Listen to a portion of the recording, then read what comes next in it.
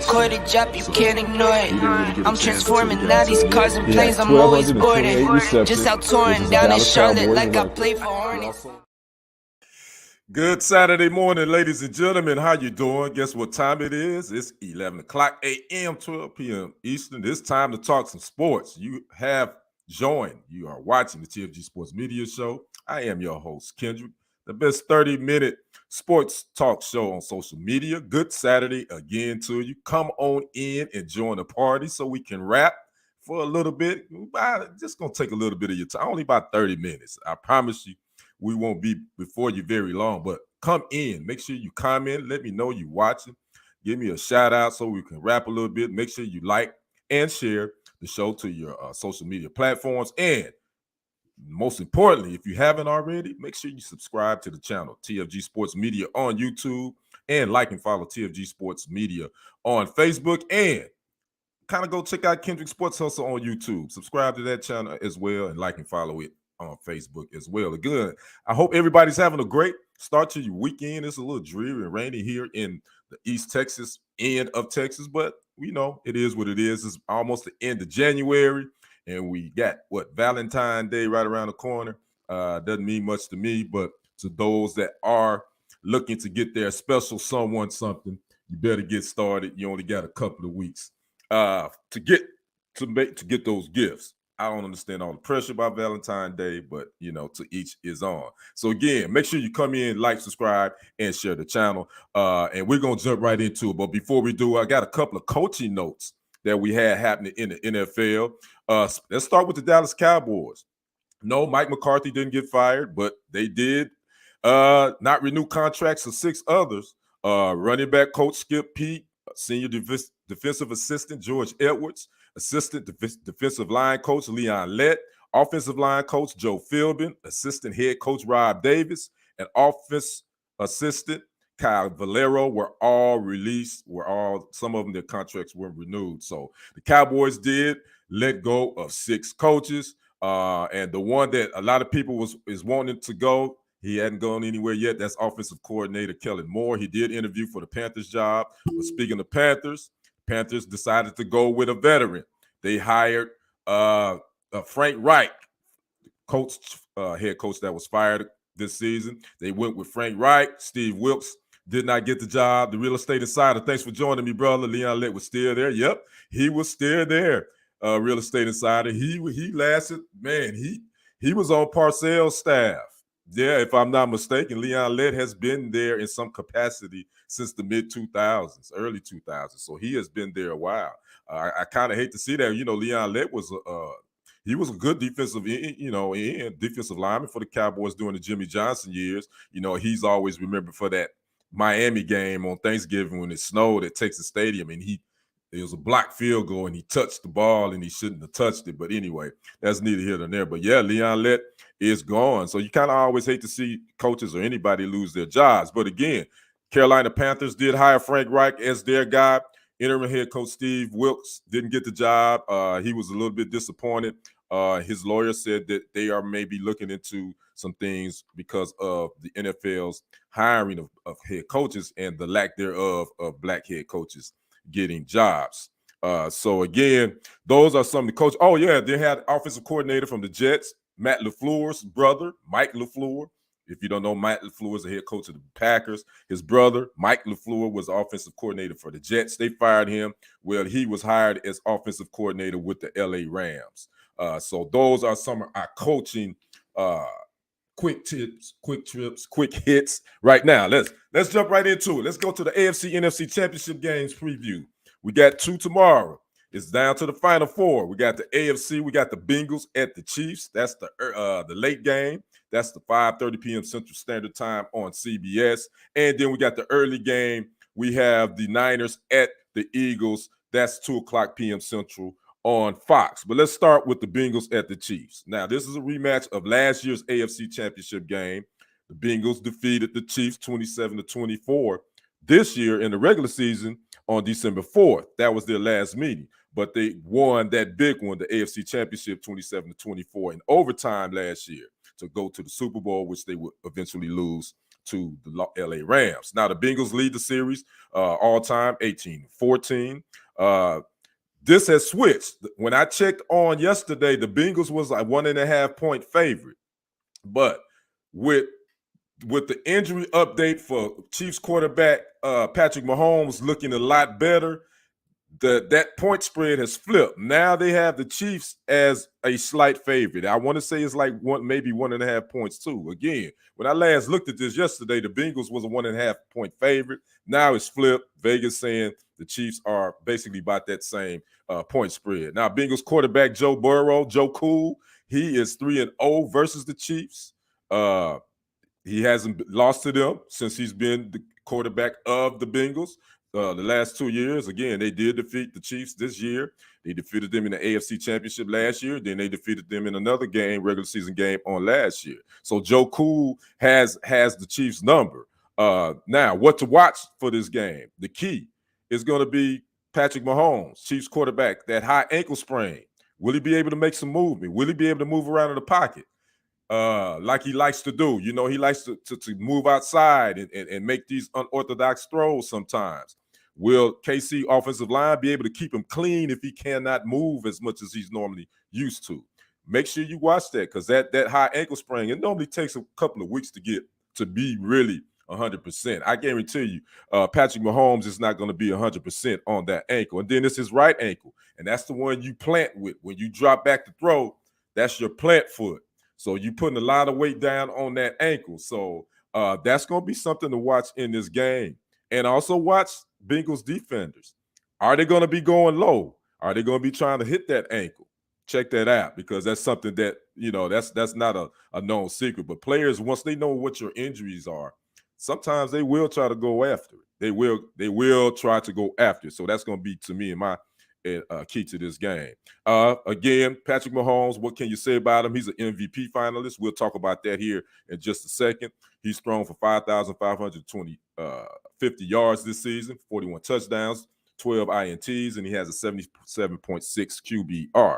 Now, the Bengals got some firepower on their side of the ball, especially offense, with wide receivers Jamar Chase and T. Higgins and Tyler Boyd. They got the three-headed monster at their wide receiver position. So that's going to be a challenge for the Kansas City Chiefs secondary, which you can throw on this Kansas City team. If you can keep their pass rush in check, Frank Clark and all those fellas, you can throw on this team. So keep your eye out on that three-headed monster for the Bengals, the wide receiver core. And if the Bengals line can keep Joe Burrow clean, because they got some injuries. They playing with some backup guys. I think 3 of their starters are out. So they're going with backups. So we'll see if the Chiefs rush will be able to make life miserable for Joe Burrow. Now, Kansas City head coach Andy Reid is 1-4 versus the Bengals, as well as Mahomes is 1-3. But check this out. Andy Reid, I found this out yesterday. He is tied with Tom Landry with 20 postseason wins. Tied. So he could actually move into second place behind Bill Belichick as the most postseason wins in a head coaching career. So take a look, keep a lookout for that as well. And I think this is going to be a good game. Now, this is the fifth straight conference championship hosted by the Kansas City Chiefs.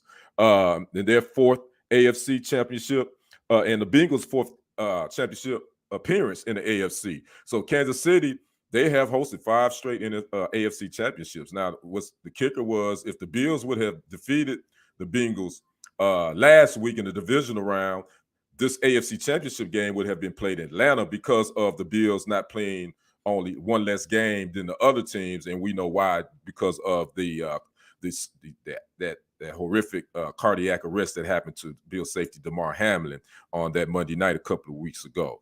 So again, Kansas City, they're going to have a lot of their fans in that red doing what they do. Doris Bratcher, good morning, cousin. Thanks for dropping in and joining me. Good to see you. So that Kansas City, those fans is going to be rocking and rolling. I think the temperature is going to be in the 20s from what I've seen. It's going to be cold, but, Bengals, they're used to playing in that type of weather. So weather will not be a factor. But those Kansas City Chiefs fans, Arrowhead Stadium is one of the most loudest stadiums in the league. So definitely that gives them a advantage as well, in my opinion. Now, the Bengals did run the ball really well last week. They ran for 178 yards last week versus the Bills. Will they be able to run the football against these Chiefs? Chiefs, they in the middle of the road when it comes to run defense. Miss Toria, thank you. Appreciate you dropping in. Always a pleasure. Thank you. So, again, the Bengals, if they can keep that run, if they can run the football like they ran last week, then they can keep that offense on the sideline. You can keep Patrick Mahomes over there, and you can run some clock, and then you can definitely keep the advantage on your side. Now, the Chiefs, tight end Travis Kelce, last week he set a Chiefs playoff record with 14 catches, I think for like 98 yards. So, again, you got the number 1 seed, the Chiefs, and I think the Bengals were the number 3 seed. You got them kicking it off in the AFC Championship, 5:30 p.m. Central Standard Time on CBS. I'd like to know who you got. Put it in the comments. Who you got with a score? I'm rolling with the Chiefs. I think it's hard to beat a team 4 times in a row, even though the Bengals have won 3 in a row. I'm rolling with the Chiefs, especially with them at home. I think it's going to be tight, but I'm going with the Chiefs 24-20. And I think it's going to be a tough one to go, but I see the Chiefs getting back to the Super Bowl, which will be held in Arizona, which is Super Bowl 57. And I got to root for Mr. Patrick Mahomes. You got an East Texas kid straight out of White House, Texas, which is outside of Tyler, Texas. Went to Texas Tech. See if he can get him another Super Bowl and possibly win him another MVP as well. So I'm going with the Chiefs over the Bengals, 24-20 in the AFC Championship game. Now let's talk about the NFC Championship game that's going down in the city of brotherly love, Philadelphia. You know them fans, boy, they boo Santa Claus. So, boy, the Niners gonna be on it. You got the number 2 seed Niners at the number 1 seed Eagles. Again, that's at 2 p.m. Central Standard Time on Fox. The Niners, how they get here? The Niners defeated the Cowboys 19-12 in the divisional round last week, and the Eagles they beat down the NFC East rivals, the Giants, 38-7. The series record, the Niners actually lead this series all time, 19-14 with 1 tie. The last time these 2 teams met, the Niners defeated the Eagles 17-11, and that was in September of 2021 in Philly. Shantae Gibson says, I'm rooting for my other team, who they Bengals. I hear you, Shantae. Give me a score. Who you got? What's the score? I know you got Bengals over the Chiefs. Give me a score. And who you got? Eagles and the Niners. So the Niners quarterback, but we got to talk about the Eagles. You know, Eagles are 15-1, and quarterback Jalen Hurts starts this season. They are 15-1. They've been on a win streak. You know, Jalen Hurts did get he got banged up a little bit, that right shoulder, but I don't still think it's 100%, but I think he's getting there. So can that offensive line keep him clean? Eagles got one of the better offensive lines in the league. Now, the line right now on this game, the Eagles are a 2.5-point favorite over the Niners. So with Jalen Hurts, with that offense, with Miles Sanders, with, Devontae Smith and A.J. Brown, they got some firepower over there, and as well as the tight end. Shantae says Bengals 21, Chiefs 17. I almost got the flip of that. I got the Chiefs 24, the Bengals 20, but I got you. Who they Bengals? We're gonna see. Speaking of which, did you see that? Did you see that whack viral video of the mayor of Cincinnati, Shantae, that he did? Was basically, he did a proclamation, and he said that the referees are going to ask Joe Burrow, give him a paternity test to see if he is Patrick Mahomes' daddy. I don't know if you saw that. But anyway, I did a story. I did a quick segment on that on TFG Sports Media. If you didn't see it, go check it out. Cincinnati mayor with this little whack trash talk that he did. But anyway, I thought it was kind of funny. Shantae says, I think it'll be Bengals versus Eagles, and Bengals take it. Well, okay, you riding with them Bengals. We're going to see. Anything can happen. Yeah, anything can happen. Now, the Niners, let's talk about the Niners. Their quarterback, Mr. Irrelevant. He was the last pick in this year's draft, straight out of Iowa State. Quarterback Brock Purdy, rookie, has won 7 straight starts. He was 19 for 29 versus the Cowboys for 214 yards, 0 touchdowns, 0 interceptions. He's thrown for 546 yards and 3 touchdowns in his playoff appearance. So Brock Purdy is looking pretty purdy in my country draw, which I really don't have. But anyway, Brock Purdy has been the talk of these playoffs, man. He's the 5th rookie quarterback to reach the conference title game. Only 4 have done it before him. That was Sean King, Big Ben Roethlisberger with the Steelers, Joe Flacco, Mark Sanchez, they all lost. The Real Estate Insider says the Cowboys need to trade Dak and Zeke. Nah. Yeah, the money contract money don't add up. But I hear you. I know Cowboy fans are still in your feeling, but Zeke probably won't. Zeke is gonna have to take a pay cut to stay. Dak ain't getting traded nowhere unless it's gonna have to be. But who you gonna trade him for though?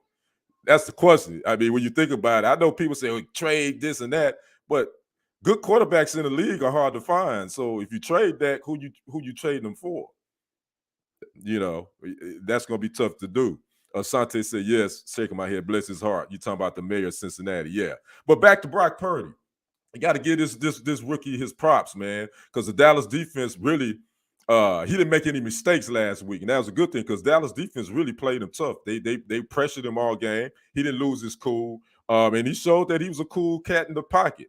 And now he's going to have to do it again this week in hostile territory in Philly. And we all know Philly fans, they don't play. That Philly defense, they got a pass rush too. They led the league this year with sacks with 70. So San Francisco 49ers offensive line versus the Eagles defensive line, that is going to be the key. And can Brock Purdy stay away from mistakes? We're going to see because it's going to be tough to go in there and win. Shante says they are not trading him. I'm hoping that can be coached up. Yeah, and I agree with you. I just don't think, again, when you say trading, when people say that, trading for who?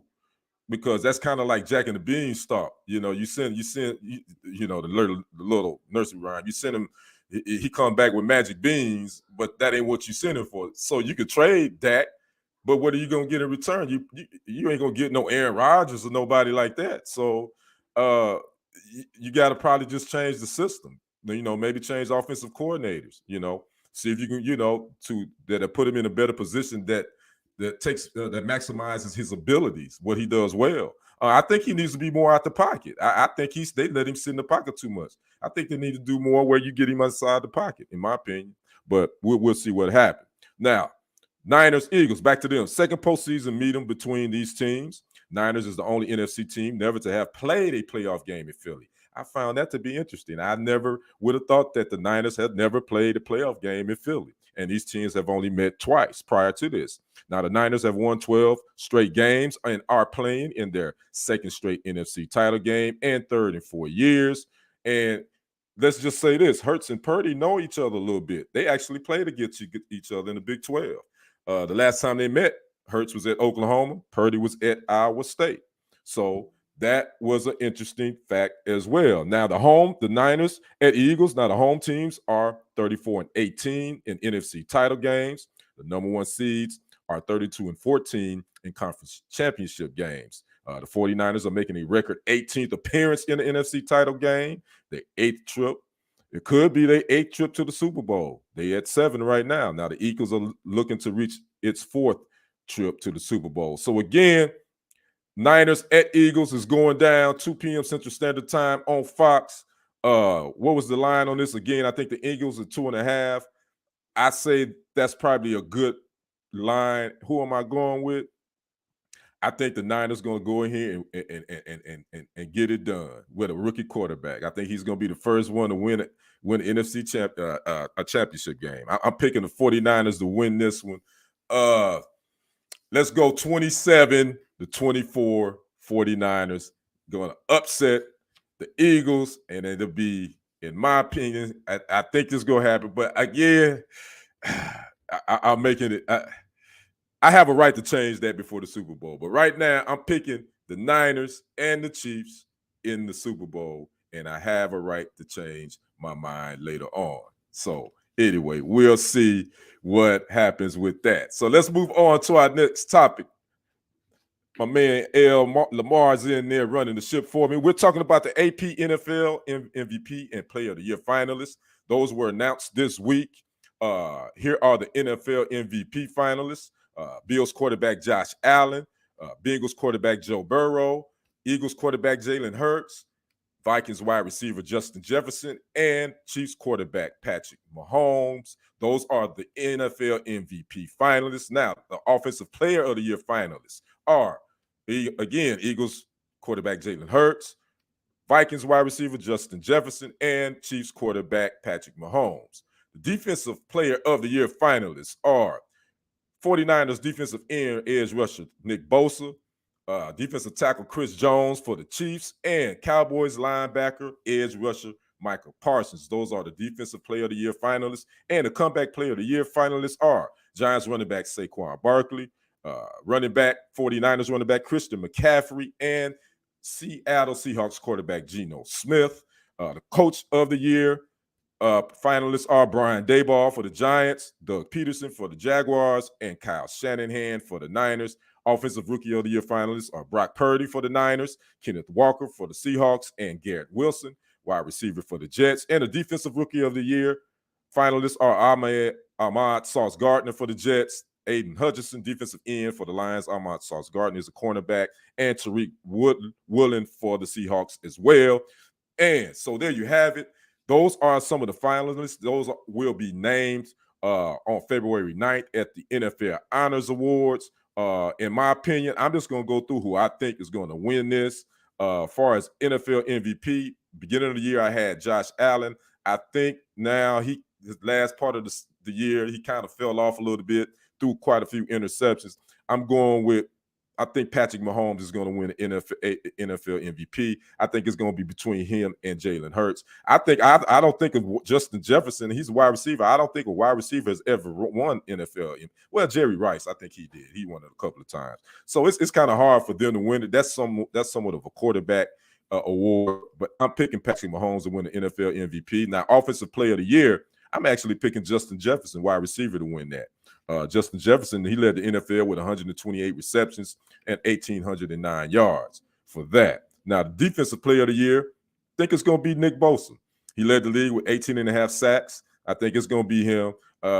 It may be close, but I think it's going to be Bosa by a landslide, even though both Chris Jones and Michael Parsons was in the top 5 in sacks.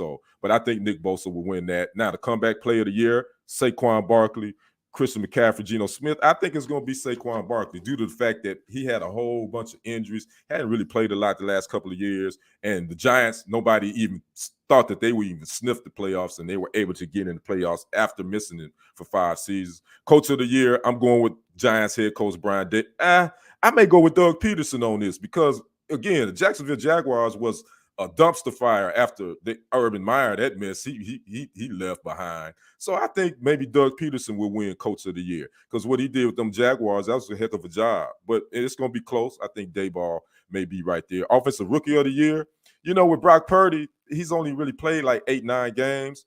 I don't know if he's going to have enough to win that, but, he probably will. I think that Kenneth Walker would be the other, but I think this is Brock. I think this is Brock Purdy's to win. And Defensive Rookie of the Year, I'm going with Aiden Hutchinson with the Lions at defensive end. I thought he had a heck of a year. So again, those are what I think going to happen. Again, Mahomes, he led the NFL with 5,250 passing yards, 41 touchdowns, and he received 49 of the 54 votes for AP First Team All-Pro. So I think Patrick Mahomes probably will win the NFL MVP. My good brother, Brenton Haynes. Thanks for dropping in, my brother. All right, who you got? These Super Bowl. Who you got? These? Oh, let's not do that, Brenton. Tell me who you got. These championship games. We got the Chiefs hosting the Bengals, and we got the Eagles hosting the Niners. Tell me who you got. Leave it in the comments, brother. Appreciate that. So here, that's that with that. Now let's move on to our next topic. Lamar, my brother. Man, oh man, this HBCU Bethune Cookman update. Unless you've been sleeping under a rock, man, there's been a lot going on with this. Just to kind of go back in time, NFL, Bengals and Eagles in the Super Bowl. Okay, got you, brother. Okay. December 27th, Bethune Cookman, which is in Daytona Beach, Florida, is a historically black college and university. They said that they were going to make Ed Reed their next, I think the 16th head coach in the school's history, December 27th. That went down. Everybody was happy. We was all up in joy. I was digging the hire. Man, then a week or two later, Ed Reed goes on his IG Live on his golf cart, and he goes on a profanity-laced rant on the administration, talking about the campus is in disarray with trash everywhere. His office was trashed. They didn't even clean up. He was, he went in on administrators. So when I first saw this, I was like, man, I don't know if this is going to end well. I was like, because technically, he hadn't been hired yet. And that's another thing. His contract had not been, they were still going over some things in this contract. So technically, he wasn't an employee of Bethune Cookman at that point yet. But he was going around campus and going in. Brenton says he had a valid point, but he went about it the wrong way. And you get to where I was going. And let me say this. Let me preface that. I agree, Brenton. I didn't have a problem with what he said. It's how he went about it. He did it just like Brenton Haynes. Believe me. And what he did was he shined the light on some issues there, and I definitely applaud him for that. But to go on there, I don't even know if he talked to administrators prior to him doing that, but to not go and talk to them first. I just thought that was a bad move. Real estate insider said he thought he had prime time juice. Yeah, he did. But prime time. Here's the thing about passion, and this is what everybody I was reading in comments. A lot of people were saying that they love his passion. You got to be passionate about what you believe in, and believe me, I do. And I love Ed Reed, and I love his passion. But sometimes when you go off of emotions, when you make knee-jerk reactions and you go off of emotions, not with logic, a lot of times that don't work out for you, man. Especially when you're dealing with a company, when you're working for someone else. I just feel like I never go off from emotions. I always think then logically and say, okay, how can I logically get this or whatever I'm not liking? How can I make this happen the way it needs to happen? Let me talk to somebody. Not get on social media and go live and cussing out administrators, the people that ain't even hired yet. So yeah, I thought he had a mistake. And then that is just the beginning. He's been on his social media rant. He didn't win at Shannon Sharp. He didn't win at one of his former teammates with the Ravens. He's going at everybody. Now it makes it seem like it's not about the kids. It's about you. See, and here's the thing that has been lost in all this as well, that there were 26 recruits on that campus the weekend that he did this rant. You had 26 young men that's going to commit to you. Now you out of job. Now where do that lead them? I said, that's what I'm saying. Sometimes when you think about when you do some of the emotions, not only does it affect you, it affects other people. It affected some people that maybe you was going to bring on your staff, man. And I just thought that he was a loose cannon. And the administration was like, I don't think we can do this. Ms. Toria says, but you need to be part of the solution and not add to the problem. I totally agree. Britton says, you see, Dion saw problems at JSU, but he showed the clout and brought his money in to make a difference. Ed only had complaints. I agree with that, but Ed was also bringing in, and I had read that he had some people on board that was going to be donating money. Shantae says, Bethune Cookman and admin is wrong. But just like with any employer, there's a chain of command and a way to go about it. Exactly. That's all I'm saying. I ain't have a problem with his rants and his issues. Just the way you went about it. I don't know nobody that's in this comment section that can go to they can get on their social media and go at and cuss out their bosses, or if they're working for somebody and they think their boss is going to be cool with that. I don't see that ain't happening with nobody. So I don't know how Ed thought that was going to happen. But again, now it's got to the point, man, that he's been on social media just going at everybody. He went at Shannon Sharp and what Shannon said on Undisputed really wasn't bad. He just said that Ed went about it the wrong way. Ed Reed's been showing screenshots to Shannon that texted him, say, hey, man, can we talk? He showed the screenshots all on his live. He been going, man, Ed Reed's been going at everybody. So I did watch a video this morning that the administrators did have met with those students as well as the student athletes. They had a basically what you call a town hall meeting.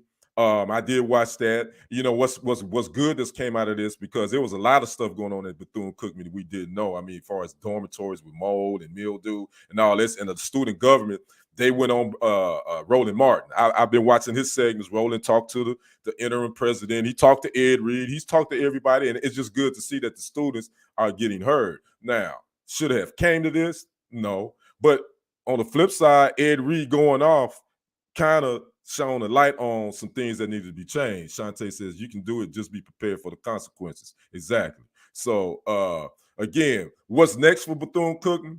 It ain't Ed Reed ain't gonna be the coach there. We know that. That ain't happening.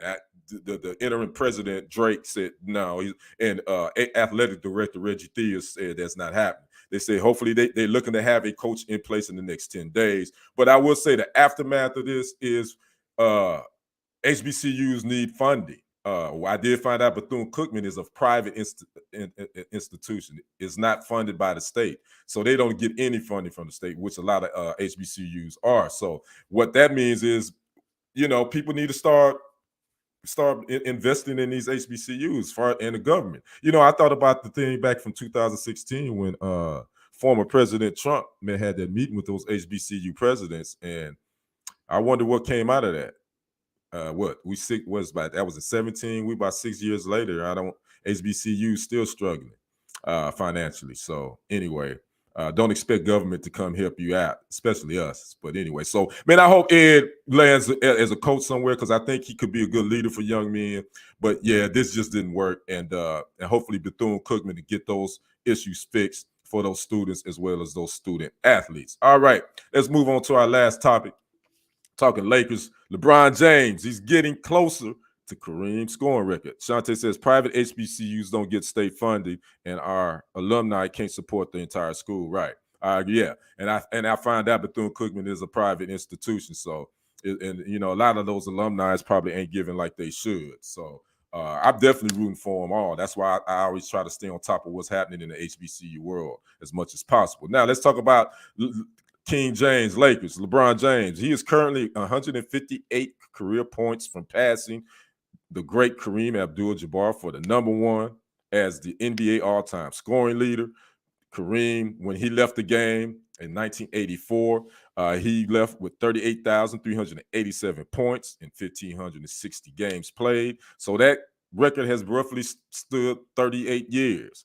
James right now is at number 2 with 38,230 points, 1,450 games played. Number 3 is Karl Malone, former Utah Jazz Hall of Famer, 36,928 points. He scored those many points in 1,476 games played. And number 4, the late, great Kobe Bean Bryant, 33,643 points. He scored that in 1,346 games played. And number 5 is the GOAT, my GOAT, Michael Air Jordan. At number 5, 32,292 points, 1,072 games played. So everybody is estimating that it looks like LeBron will break this record around February 7th. They will be hosting the Oklahoma City Thunder. And they saying that at 38, James could pass Kareem. Again, now this record has stood for 38 years. One of those hallowed records in the world of sports, right along with most home runs, all time, that stood for a long time. Most games played in baseball, Cal Ripken Jr., that's one of those hallowed records. And a lot of the big questions now is, will this cement LeBron James as the greatest of all time once he does this? The Real Estate Insider says, what you think about the HBCU recruiting the white boy that was dropped by the white school for using the N-word? I did see that, the Real Estate Insider. I said, why not? The young cat probably deserves another chance. But let's be honest with you. He wasn't like no top-notch. When you're talking about blue chip recruit, I don't know if he fell in, one of those top guys. So obviously, I say give him a chance, see what he do. But he better just be careful when you record yourself and saying the N-word, because we all know they say it. He just made that was a bad post. That shouldn't have been posted. But I don't have no problem with it. Will he even be a factor? I don't know. I don't know much about the kid, but give him a second chance. We'll see. Toria says, I always liked LeBron, but I always had issue with him thinking one man wins titles. Basketball is a team sport. No, he's still not the greatest of all time to me. I hear you. I'm not a LeBron James hater, but he's not my guy. But I think even if when he breaks this record, that I don't think that I wouldn't, because that doesn't add to his to him to being the greatest. I don't think that's the end all be all. I don't think you had to be the number one scorer to be the greatest or whatever. Records are made to be broken. I always say that. And I think this is definitely, it speaks to his longevity. I would say that he's played, he's 38 now. He turned 38 last year. He's played 20 years, came in the league at 18. It speaks to his longevity. He hasn't really had any major injuries. So I definitely salute him for that.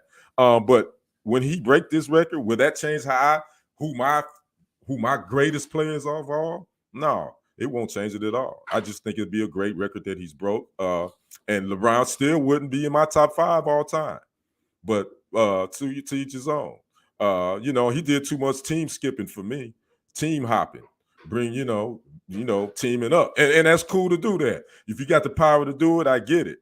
But, that he just did too much team hopping for me. And aesthetically, I don't think his game is that beautiful to watch to me personally. That's just me. But I think he's one of the greats. But again, he's not my flavor. But, I would say great record. I'll do something on it when he break it. But would that